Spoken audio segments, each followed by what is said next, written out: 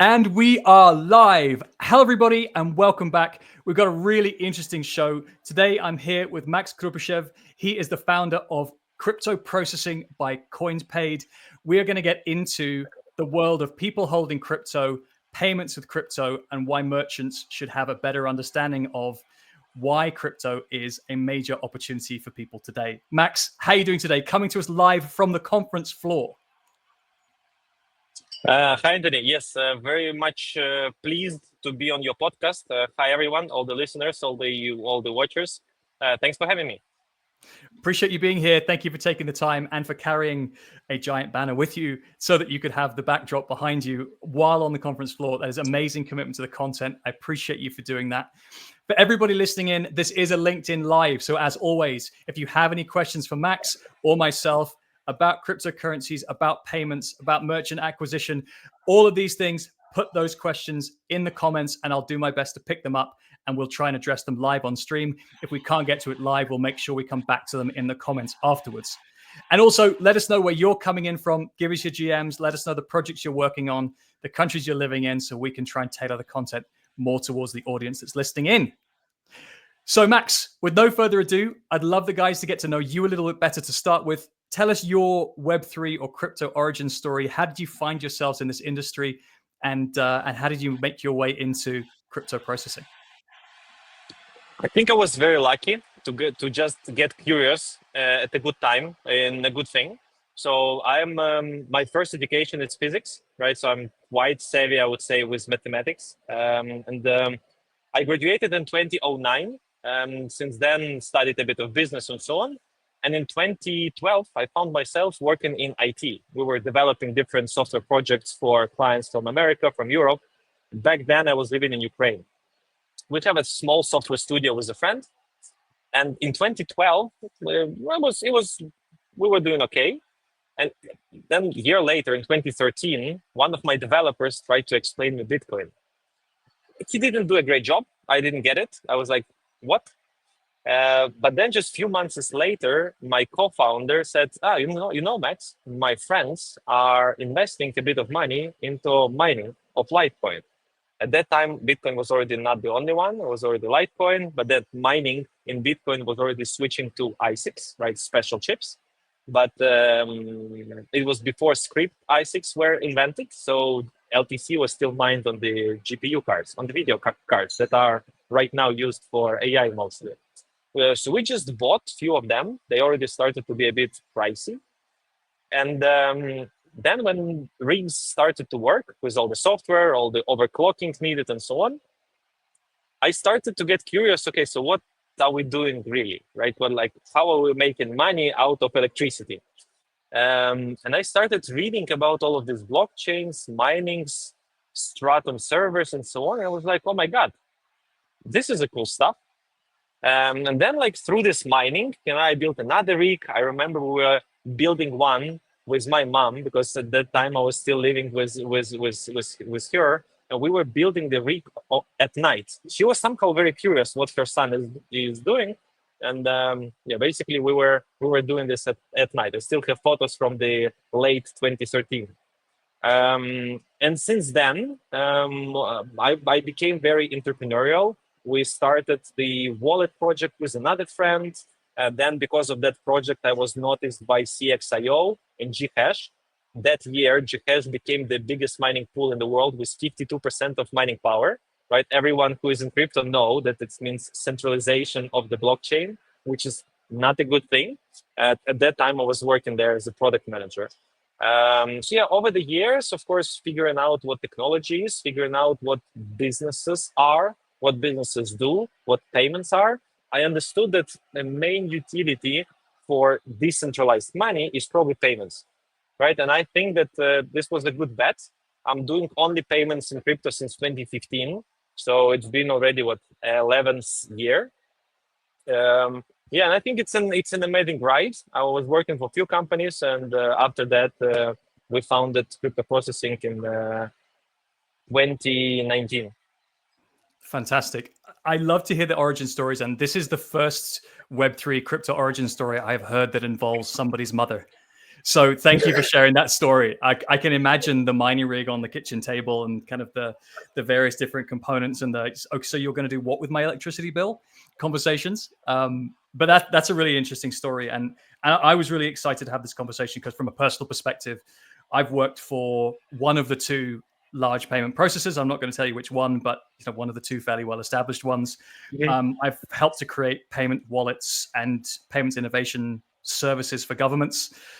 I have a kind of weird fascination with payments. It's something very similar to crypto that when it works well, people won't notice it as a brand name. It's just it's a utility, or it's something that people need, but that shouldn't be complicated, that creates a huge amount of value, but that most people don't understand or don't understand what the wiring is that goes underneath it. So anybody who goes a level deeper on payments, and then I guess also goes a level deeper on crypto, already you're set up for a great conversation. So I'm really looking forward to this one, Max. You mentioned, that was your journey into crypto processing. Tell us a little bit more about what you do. So what is crypto processing? What are the problems you're trying to solve? And what's been the journey so far? So it all starts with the blockchains, right? So let's go like higher down, right? I would say that we are sort of like Stripe of crypto, right? So we aggregate different methods connected with crypto into one product. So of course, the most obvious are blockchains, right? So different popular blockchains, we integrate and simplify them for Web2 clients. For usual businesses who are not entirely or in any way maybe exposed to crypto industry. Then we have centralized cryptocurrency payment tools, like, for example, Binance Pay, Bybit Pay, KuCoin Pay, whatever, right? Because those are also very much around crypto payment methods. We integrate all of those tools, different blockchains, different assets, and centralized checkout solutions into one solution that then sold via gateways, via PSPs, directly via the payment facilitators to merchants, to groups of merchants, to platforms which host merchants, and so on, as an APM. So we are a payment method. We are a payment button. You just add the button on the website, and you get money in the end of the day in the currency that you want, right? You sell sneakers for $100, Nike, Adidas for $100. You add this button, your clients click the button, make all necessary clicks, you get $100, right? For you, it doesn't make any difference if you compare with the PayPal, with Visa, MasterCard, open banking, whatever. You give a button to the client, you get money on the bank account or intermediary account with us, and it's done. Simple as that. Sounds simple indeed. And again, anybody who works in payments realizes what goes on behind the scene isn't simple, but that's the point, right? The why crypto processing exists, the hard work that you do is to do those aggregation points to be able to provide the on-ramp, off-ramp, crypto to crypto, crypto to stablecoin type of capability. And I'm sure we'll get into that in more detail. All a merchant really wants, as you said, is pay. Let me receive payment. Let me receive payment from the geographies or the jurisdictions that I want. Let me receive payment in the channels that I want. Make the integration easy for me. So again, I think the Stripe analogy is an easy one. And you guys chose specifically people with crypto. And this is a really interesting one for me because for the longest time, again, Bitcoin is the longest and the original example of cryptocurrency. Some might argue that, but in terms of mainstream, right? Bitcoin was the original and best. And nowadays it is known as digital gold. It's more of a digital store of value. Some people would be happy to see that be a store of value, more like a pension. Some people may see that as a payments vehicle or something that they want to pay with because they're not interested in the appreciation or whatever, potential appreciation. You then have the rise of stable coins, which is becoming increasingly more prevalent, better regulated all around the world. You got a lot going on in the background. Your mantra, your ethos at this point in time is to help the non-crypto world meet people with crypto, understand that they're ready to pay, understand that there is a market for this, and that you should have that crypto processing button on the website or on your mobile app or wherever it needs to be, because this is a market that you need to tap into today. Tell us more about that. I think our business model and this concept, right, of approaching and supporting crypto enthusiasts, right, or people who use crypto for the daily needs is very undervalued, right? When we read news, what we hear, exchanges are doing something, right? Exchanges are partnering with someone and so on and so on. So they are fueling this usage of crypto. It's easy to buy, easy to sell. Then we have this on-ramps who make it easier to buy even if you are not an exchange user. If you are a Trezor, a client, owner, Ledger, Trust Wallet, and so on and so on. Then we have this institutional layer, right? Where Visas, MasterCards making some partnerships with the Fireblocks, they settle USDC and so on. Then we have this bigger, ETF guys who are launching ETFs on Bitcoins and so on, who are fueling this, even more institutional adoption, investor adoption that they can use it, as an investment asset and so on. But it feels like no one is speaking about this layer, how a usual business, which has nothing to do with crypto, is benefiting from crypto, right? Because of course, international trade right now is possible, right? You can use crypto as a transport. Then the customers who, want to do their grocery shopping, who want to pay something online and so on, they also have crypto because they maybe invested through the Cash App, through Revolut. Maybe they received some payments from the friends overseas, and they have these USDCs, or maybe even Bitcoin.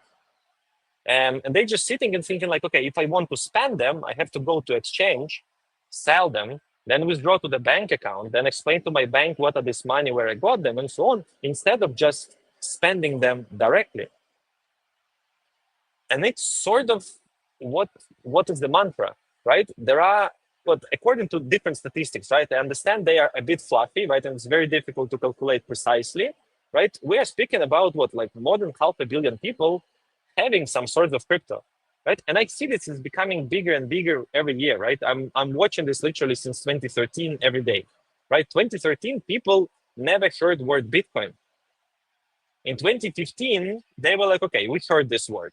Then in 2015, 2016, Ethereum appeared, right? And then people like, this is blockchain technologies, right? It's not only, because you remember when with Bitcoin was only blockchain, Bitcoin, and crypto meant the same thing. It was synonyms. You can use them interchangeably, right? Right now, the industry is just growing like crazy. So right now we are in the world where everyone knows about crypto. Everyone heard about crypto at least once. And I am stating that you can now buy crypto with any payment method somewhere around you. Either it is with the credit card, either it is with the PayPal, either it is with some other payment methods, with cash, whatever.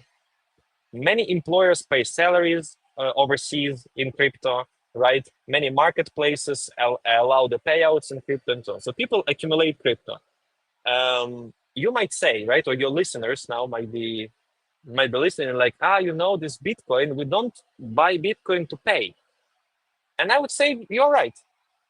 You use it as your retirement money, right? You have your 1 Bitcoin, 2 Bitcoin, 3 Bitcoin, 100 Bitcoin.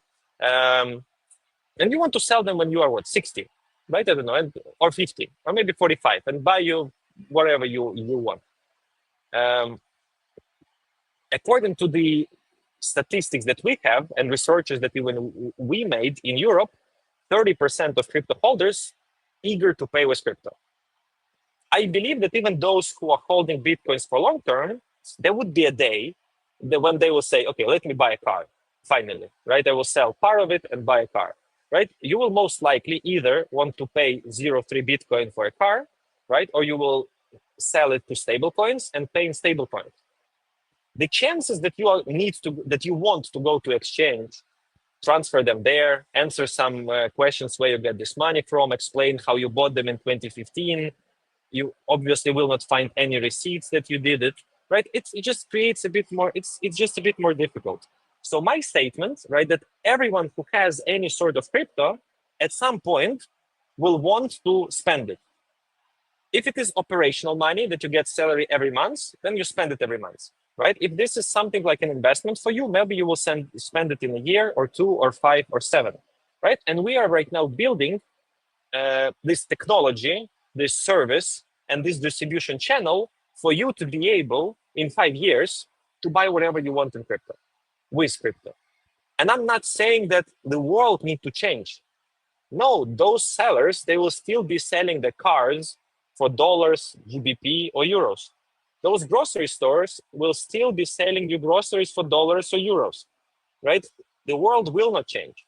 Just there would be a button that you can now pay with crypto.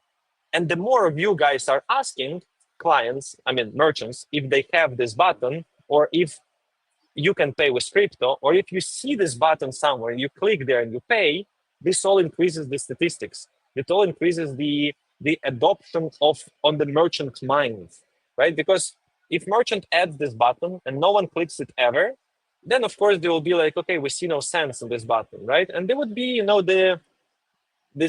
this sort of fleur on the market, right? Okay, that we added this button, but no one is interested. Of course, it's very multi-faced. In adoption among Web2 businesses, I used to think about this as pain and solution. So, of course, we want to sell to businesses, right? This is our business model, right? The more cryptocurrencies are being paid, the more cryptocurrencies are being received by businesses, the higher is our commission, right? So of course, my interest to sell to bigger clients is very high. Some of those potential clients, for them, the pain is very low, right? For example, you knock the door of some retailer somewhere in Sweden, and they will say, you know what? We have open banking, which is free, and we get settlement instantly. And we have Swish, which is pretty much the same, which is also instant, and settlement is instant and it's free, right? We sort of don't need another payment method. So you see the pain is very low. So for them, the incentives to experiment, to figure something out, to integrate something is maybe not high, but higher than the pain, right? Because the pain is nearly absent. If you speak about marketplace, especially who sell something online, who sell something to Argentina, to Mexico, to African countries, to India, and to Japan at the same time, then you don't have to really long explain them why they need crypto. They already know exactly why they need crypto, right? Because some of the people who want to buy something on this marketplace from Japan might not be able to do it with their payment methods, or vice versa. People who sell something on that marketplace, they want to get money. Good example is, for example, esports items, right? This is a big market where people trade all of this, skins from the different games that they play online and so on. Those people are everywhere, right? They play these games, right? They might not be very tech savvy to some extent. They might not have all the bank accounts in the world. They might not have all the currencies in the world. But what they know is that internet has money. And why not use this money of the internet, which is completely democratic money, right? You don't have to ask permission from anyone to use USDT or USDC or to use Bitcoin. I think that is why it was invented, right? That is why it was given to us. Not some of the early Bitcoin use cases were around gaming and skins. You're absolutely right. That's kind of where some of the early use cases came from. I can't remember whether it was StarCraft or something in and around the same category. But you're exactly right. And I really like, that's probably the most compelling version of the paying with Bitcoin story I think I've ever heard. And that's not to say I'm a skeptic, but I think it's important to understand who are we talking to, who is the audience, and why do they want to pay? And like you said, at some point, even if it's a retirement fund, somebody at that point is going to want to pay. You've got, as you said, depending on whose statistics, 650 million people holding cryptocurrency of some sort today. That's a decent sized market, right? That's double the population of the United States of America, somewhere in the world. And again, they're not likely to be digitally savvy because they're already engaging with crypto, which is a digital asset, which is by nature digital. You then find yourself in e-commerce, which again, as a place, is a global marketplace for buying and selling. You have people working in the crypto industry, right? The larger our industry gets, the more people are paid in stable coins, paid in ETH, paid in whichever crypto of the project they work for. And you have a wider prevalence of stable coins, which, and any number of large businesses and payment processors, you've seen Uber come out talking about stable coins being just a much cheaper way of doing business today, for themselves, for their different entities. and then I guess also with their partners and maybe even the drivers that work for them, right? So all of a sudden you see every Uber driver in the world being paid with a stable coin. And then all of a sudden you're like, oh, wow, that got big quickly above and beyond, as you described, those people who are holding stable coins or cryptocurrencies in developing nations because that's a better alternative than, or it's a more global option for them compared to holding local currency. Starts to become quite a compelling story. The addressable market, Yeah. I certainly get it. Let's talk about the merchant side, right? So let's talk about what that story looks like for the merchants, because I'm assuming, that's something that you spend a lot of your time talking to merchants, talking to non-Web3 native businesses about Yeah. crypto payments. Talk to me about how those conversations typically go. There are different stages, of course, right? Some of them are already on the stage where they're like, okay, we understand what it is, right? We understand what is this animal. We understand why do we need it. We just need to figure out with whom do we go on this journey, right? So they are already looking for the supplier. Let's call it that way, right? I like how you said if your product works, it becomes a utility, and then the brand doesn't really matter. I think in the industry we are still not there. So they don't like. It's like with the card acquirer, right? Like you have a card acquirer and it just works, especially in the lower risk segment, right? E-commerces and so on. I think there's always a place for brand. My point was the sophistication of the infrastructure doesn't need to be branded, right? You don't need to know it's blockchain, or you don't need to know it's a 4-party model or a 3-party model. It's more, there are brands for payments that are like you mentioned. Stripe is one of them. PayPal is one of them. CryptoProcessing is one of them, right? The branding side of, do I want that experience? Absolutely. Some of the early on and off ramps around crypto, I would deliberately avoid because their on-ramp or their onboarding experience was so painful, or the UX around using them was so complicated. I was like, I will go somewhere else because this is a mess. That, again, is not just around the technology. It's also about the brand and the experience and the UX. So I didn't mean to suggest that there isn't a place for brand. It's more the sophistication underneath it probably gets obfuscated, Okay. and Okay. the Okay. UX probably is more amplified. Yeah, this is. I mean, this is a constant. This is a constant. I don't want to call it struggle, but this is a constant process, right? This improvement is probably endless. I don't see like I'm looking at our product roadmap. It's never ending, never. And we don't see running out of ideas anytime soon. Okay, so like getting back to the merchants, right? Some of them already know and they go shopping, right? Okay, let's speak with few. Let's Google who is there. Let's review some ratings. Let's speak with few. The biggest misconception here is that they compare providers by pricing only. They seem not to, not to get close to understanding like, okay, what's the per transaction fee? How the gas fees are charged? What is the SLA of the stability of the service? What is the support level?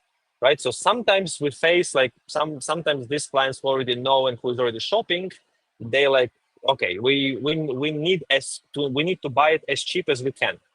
Right. And this is a bit of a struggle here, right? Because we don't want to be the cheapest, and we understand that when we start saving on everything, we will not have a top brand, right? We will not have a top service and so on. And that is, in my vision, in B2B business, this is the most expensive. I mean, this is the most important to be, very good service in the first place. And then you change the fees, adopt the fees with the economies of scale, right? When you are big, of course, you can be much more flexible and still making money, because business which is not making money, we all know, is not really a business. So this is with this level. Some merchants are very savvy. They already tried few providers, right? They already tried the cheapest one. They already tried the less cheapest one, right? And then they go to the leader and say, guys, we finally want to make it right. Please help us, right? This is my favorite ones, right? Because you're like, okay, guys, you know exactly what your client wants. You know exactly what works, what doesn't work, right? And they are coming like with exact, requirements. I mean, I think we see this a lot in our lives, right? If you go to buy, I don't know, a TV, and you never was buying a TV, and you are not an IT geek, you will be like, I need the big, flat, with remote control, with Netflix. and it's pretty much all of them, right? So you can select any TV and it will have that, right? Some of them are coming, I need exactly this economy level, right? And energy efficiency. I need exactly this smart TV software, right? I need exactly this metrics, OLED or whatever, right? And you understand that when the worker in this shop, he gets that savvy customer, he's like, now we are working. Now we really will sell him the best TV that he wants. So I feel always like that, right? When someone is really like challenging you and saying, guys, I don't want this to work like that, right? I need this to work like this. My customer wants this like that, right? This is what really helps you to become better. That really what brings you, on the edge of your toes, right? And that is where you really fight for the client. You become better, you negotiate better, right? And then you deliver the better service. And the last one, the last but not the least, is the client who has no idea what it is, right? Those are mostly who we approach and say, guys, we want to work with you. We have similar businesses. It's already bringing value for them, to them. Let's do it. And they're like, where do we start? We have literally no idea what to do. And we're like, okay, so this is how it works. This is what usually the price. This is and so on. So like, okay, we go speak with our legal. And then they go, bring it to the legal, and legal says, forget about this. It's just no. We will just stop. we will never figure out what to do with this crypto, right? These clients, of course, they have this right. Those are mostly those where the pain is very low, right? And they literally have no idea why. And of course, if legal need to do additional work, right? They start like reading about this blockchain, about this crypto. Then they go to the explanations of the local providers and regulators. Like for example, in Sweden, the financial regulator issued an email to all of the financial providers and big businesses. It was an email with an article, which they posted on their blog. The title was 5 reasons not to get involved with Bitcoin. And of course, if you are a random lawyer in the random company, right, with no pains on the payments, you just Google crypto and you see this, as the first link in Google from the High regulator in the authority, country. official government posts. It doesn't rank higher on the search engine stuff, right? And that's the kind of message you get. You just don't go further, right? So all of these clients, we usually put them a bit on the back burner, right? We don't really spend a lot of time on that. We understand that they have their payment ecosystem. There is a provider who provides them everything. We start to poach that provider, say, let's discuss how we can be integrated, when we can be integrated, and so on and so on. So yeah, I would say these 3 groups, right? On the understanding of crypto and willingness to onboard, right? If we go just about willingness to onboard, some of them are coming to us and saying, I want to go live in 2 weeks, right? So they're like, okay, can we go as quickly as we can? Nice to hear. And do you find particular industries or particular geographies? I mean, obviously, where you have a national regulator, the Sweden example clearly has created some trauma or is a bit of a pain point. But do you find particular categories of merchants are more receptive to working with you than others? I would say this goes probably on the industries, right? So, for example, if we speak about like more luxury goods, right, and more international goods, that is where crypto thrives more, right? I mean, my favorite examples that we all understand probably would be rental of the private jets, right, or sales of the luxury goods.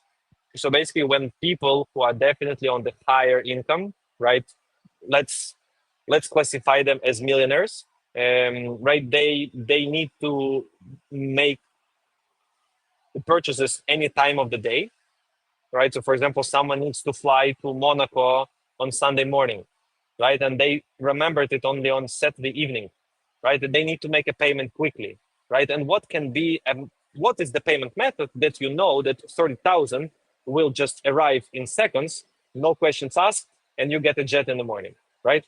Probably stable coins, right?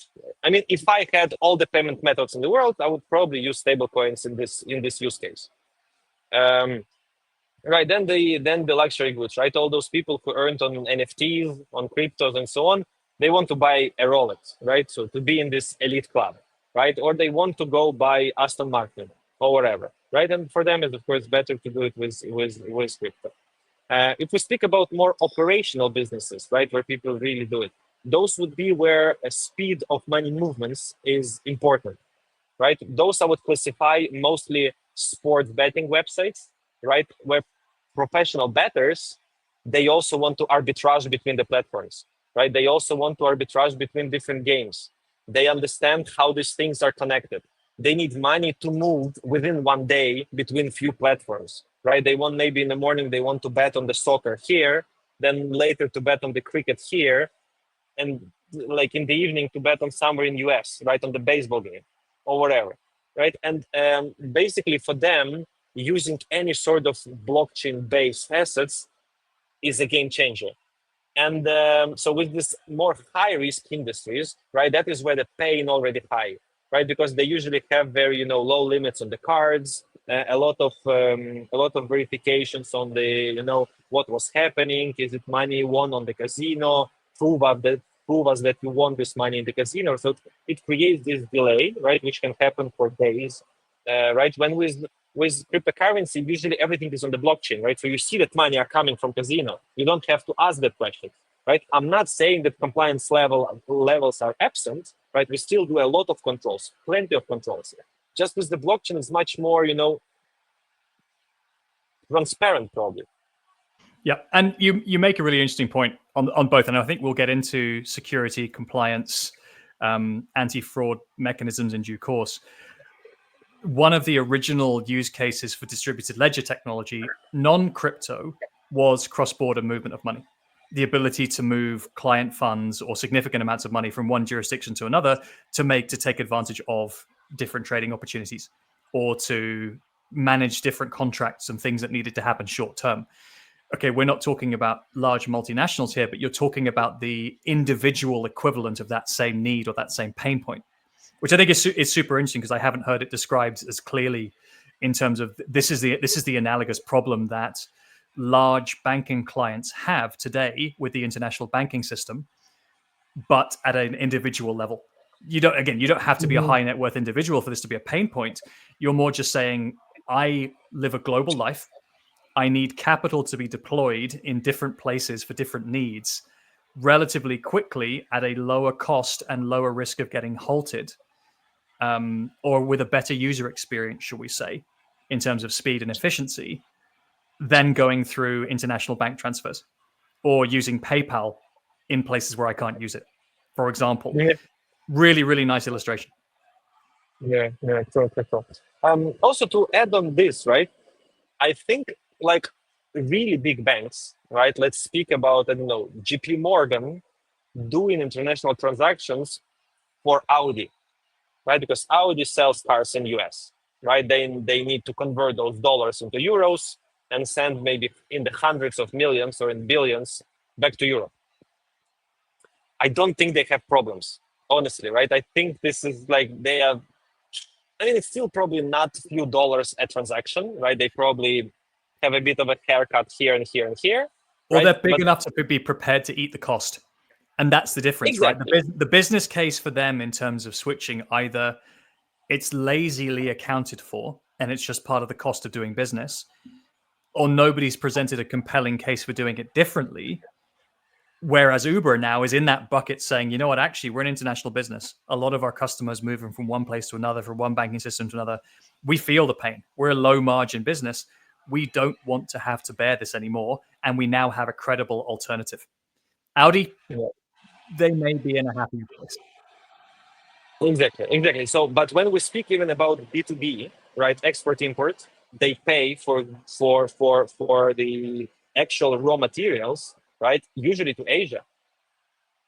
Of course, you understand the currency exchanges and so on. Like if you are mid-sized business, right, where you don't have JP Morgan and the banker on the call to give you a favorable exchange rate, you will be losing 1-2% here and there, right? And I mean, e-commerce, of course, is a bit more marginal than Uber, right? But still, because of the competition, because of everything, it's becoming not so easy, right? 1-2% still matter. Like I will give you an example. We have a client who gets settlements directly from Google. So Google sends them money on the bank account. and they are doing YouTube management, right? So they are basically the people who help with the advertisements and so on and so on. But their clients are content creators, studios, also not individuals. Those are businesses who manage channels. And those studios are everywhere. They might be sitting on Bali. They might be sitting in, I don't know, in India, in Korea, or wherever. And they want payments in crypto because they know exactly how to use crypto in Indonesia. They don't need dollars in Indonesia. They have no idea, like, really why they needed them there. And converting them to, what's the currency in Indonesia? I forgot, rupiah. Then it costs them money as well. I was in Indonesia. You cannot withdraw money from the card. I mean, you can, but this is a pain. You need to spend half an hour. I just did a quick Google check, and it is the rupiah, the Indonesian rupiah. I should know that. I've worked in Indonesia for about 3 months. It was about 10 years ago, but it is Indonesia. For those people listening in who are curious, we have looked it up. Sorry, I'm both host and researcher in this particular show. We need a bigger budget. We need a bigger team. But I get you. Let's jump onto the back office functions here, right? Because as you said, what we want to provide is a compliant, global, efficient, easy to integrate, and low friction system for everybody involved. B2B, B2C, P2P, whatever it might be. This is important. And so if you're going to operate this sort of business, you can't cut corners. It's expected you will be compliant. It's expected you will be able to be part of a financial system. What does that look like for you guys? So what are the requirements of crypto processing? What are the promises that you guys make to your customers in terms of helping to manage security, fraud, compliance? Yeah, you're right. So this industry was self-governed for a long time, right? So industry was figuring out industry standards before anyone else really said that you now have industry standards. Of course, it was a painful process, right? Because it's like how the driving rules appeared, right? Usually through incidents, right? That's how you figured out how do we drive cars, right? Where people crash, we probably need some rule there. So it's a bit like that, unfortunately. So if we have security, fraud, and compliance, let's go in that order. Right? So security, we mostly speak about two things in security. So the first thing in security would be security of funds, and then security of the data. Security of the data quite standardized everywhere, right? We probably don't need to speak a lot about that. It's like you're protecting consumer balances, names, last names, emails, and so on. Security of the funds in crypto is a bit complicated, right? Because all crypto addresses have a key. If you leak the key, you leak all the money, right? So it's very, very easy to lose all the money. In our business model, we are a bit more lucky in the sense because we are a payments business, right? We are not purely in the custodian business where we sit on billions of customer funds. Our customers usually don't store with us a lot of funds because they receive payments and they get settlement. Receive payment, get settlement. But anyways, right, for example, we operate rule, right, that approximately 95% of all the money are kept offline, right? So they cannot be a victim of cyber attack. Then we have all the controls on the customer accounts, right? So their customer accounts cannot be drained quicker than they decided themselves, right? They can have the tools. They have the tools to have automatic settlements. So, for example, if you have over 1 Bitcoin, everything on top is settled automatically to your external wallet, which we assume is a cold storage. So our customers can manage their own cold storage on their own, right? And our system will automatically send them money. Right, then there is a lot of these security controls that we have for employees, right? All of the machines, all of the mobile phones, so you're not allowed to install any software and so on. Then the constant trainings of the employees, what to click, what not to click, what to tell someone, what not to tell someone, and so on. So if I write to someone through the official channels inside of our company, something which might be potentially sensitive, they usually want a video call with me, right? Even though I'm sending them from the usual stuff, they say, Max, let's have a call that I make sure that you are real. Now with AI, probably this even becoming a bit more difficult, right? So we have to figure out something else, right? But this is a lot of the procedures, a lot of the processes. Challenge is here to find operational balance, right? If you make everything very complicated, then your business becomes slow. If you make a very quick business, then all the processes and the procedures usually lead us slowly to fraud, right? Because if you don't have all of those procedures, then you can be defrauded, right? Fraudsters are extremely clever, right? This is the whole industry. For those of you who are in payments, you know about that, right? The moment this is the best QA, right? If there is a problem in your service and it can be exploited somehow, it will be exploited very soon. There's professional groups who are creating accounts, who know exactly where developers usually screw up, right? And they just test those methods. And if they see that those methods are there, at one morning, you will wake up finding a bit of a liquidity hole in your books because system behaved in unexpected way, right? So this is when we speak about fraud. Of course, there are many angles of fraud, right? There is a fraud of our clients where they are defrauded somehow with the crypto that they hold and process through us. This is unfortunately not much we can do, right? This is their operational business models. What we can do is basically see fraud on the blockchain, right? So if the money are coming from weird places or going to weird places where we know which are well known for money laundering, then we might be freezing those transactions or at least flagging those transactions. So we freeze transaction in the edge cases, right? When something really bad is happening, when the money are obviously stolen and we receive them, we don't give this money to the merchant. We just freeze the transaction.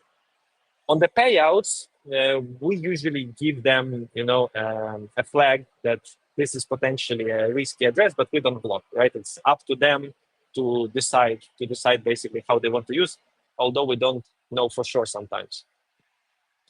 That's really interesting. So you've got kind of a mix of what you would see as kind of traditional bank monitoring systems, the everyday kind of constant grind of what's the latest phishing / human engineering / kind of manipulation type models.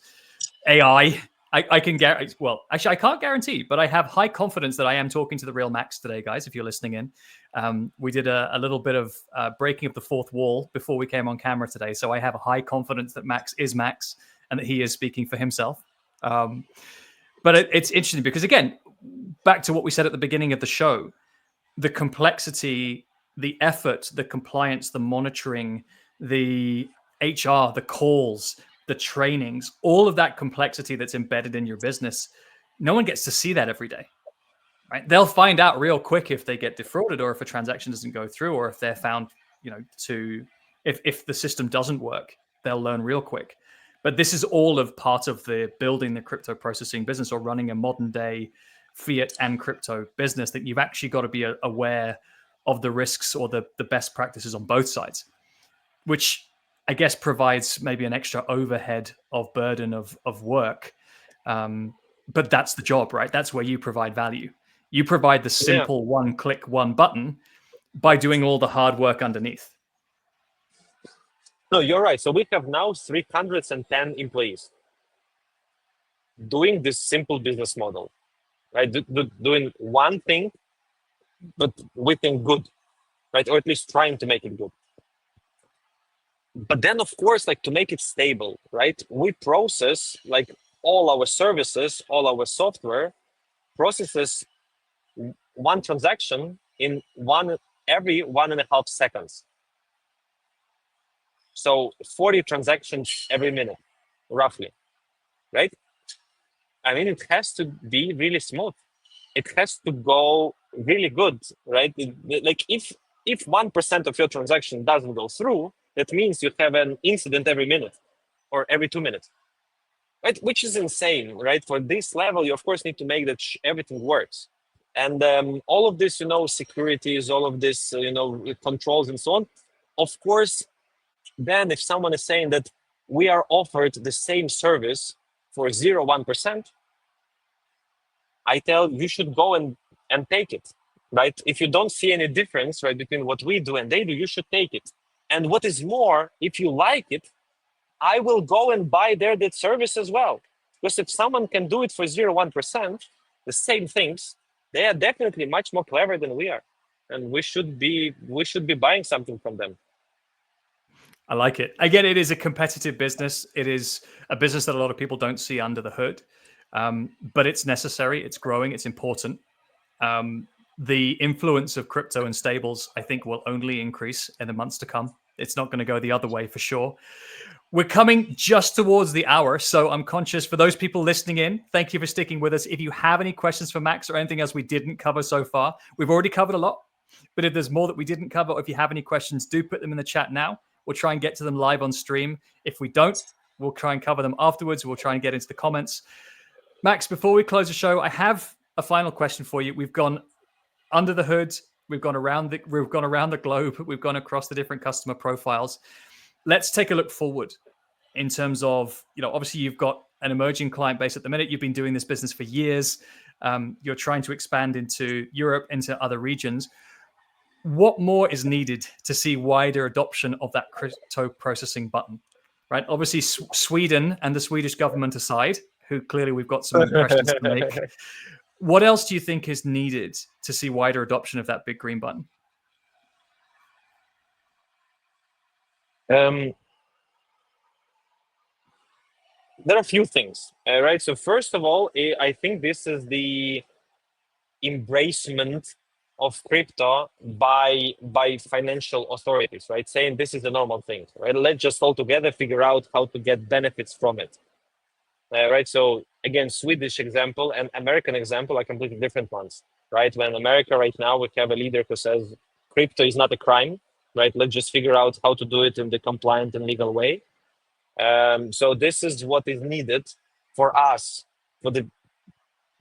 in order for big businesses, institutions to say, okay, this is fine, it is not illegal, so that the legal officer of the big retailer doesn't go nuts when he hears about crypto and like, oh, we will all end up on the street or even worse, right? So this is one. This is, I think, very important, narrative on the market, because not everyone are professionals in crypto. Even those people who bought some Bitcoin, they might have no idea how it works. They probably wouldn't explain what is cryptocurrency. So they need just, this noise in the market, which is more positive than negative. Then we need people who are asking their usual merchants, guys, would be nice if you accept crypto, I would be using it.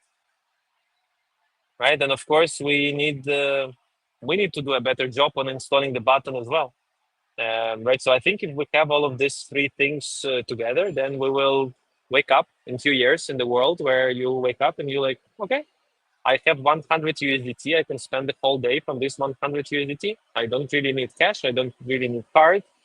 I will figure out. Very good. I as I said, I look forward to the day where we see the big green button more prevalent in the same places you see the other buttons, right? Whether it's the Apple Pay button or the ones we're more familiar with. I see the need for it. I think you've convinced me. It's taken some time, but you've convinced me there's a Bitcoin payments market more than I thought there could be. It's about timing. I agree, but I definitely see the story is at what point do we want to use? Maybe it's not every day, but it will be someday. And so it's a combination of engaging regulators, probably the US as an example or as a leading financial market will certainly have a knock-on effect on the rest of the world. I think we can't dismiss that. That is the market the rest of the world was waiting for. I have friends who work for European banks who've been building cross-border blockchain solutions who have just been waiting for regulatory clarity to be able to launch them. In the meantime, they're saying, look, we are not going to operate in a regulatory gray area. We see the value, the business case is clear, the cost of the current system, the latency, whatever it is significant. We do not want to operate this way anymore, but until we have clarity, we're not going to go there. And so I think, that one, slam dunk of a case. I think people power, customer power, maybe it's a little bit less strong when you have the individuals going to a grocery retailer or the kind of the supermarkets type of retailers. But when you talk about the high net worth individuals, the Jets, the international sports betting, these are guys who have significant sway. The consumer profile and the customer power is different. the balance of power is slightly different in those industries. So that's probably why you've seen those ones move faster. And it's fairly clear from today's conversation, Max, that you're not going to slow down anytime soon. It's clear you're on a mission. It's clear that you're here representing the people who have crypto, and thank you for doing that on behalf of a person with crypto. Thank you for continuing to normalize, to make accessible the industry and the work that myself and many others have been doing for years and years and years. We're all believers in this technology having utility, not just holding on to it for the sake of maybe the price goes up one day. This is a new way of doing business, and thank you for doing what you do. Yeah, of course. I mean, as you said, I'm on a mission, right? The only way is forward. But also, I wanted to end up a bit with the call. So any listeners, right? Anyone who is listening, and you sort of feel that there's something that you might get more value, right, from speaking with us, from using some of the green buttons maybe on your websites, right? Or maybe you know how to get those people, we can figure out something on the partnership level. I would be very glad to speak, or at least to engage my teams to speak. So yeah, would be honored, honestly, to help you guys to increase values of your businesses. There's the call to action, guys. For those people who have and operate businesses, for the merchants out there who are crypto curious or maybe crypto experienced, but not getting the type of support that they want, who want to engage the crypto audience and want to tap into the market as it is today, 650 million people, a third of which are interested to pay with the crypto they have. That's not small beer. So Max, there's the call to action. Reach out to Max, reach out to his team, go check out CryptoProcessing. Thank you so much for being on the show. Enjoy the rest of your time on the floor at the conference, and stay safe out there. Thanks a lot. Thanks a lot, Anthony. Thanks a lot, everyone. Ciao.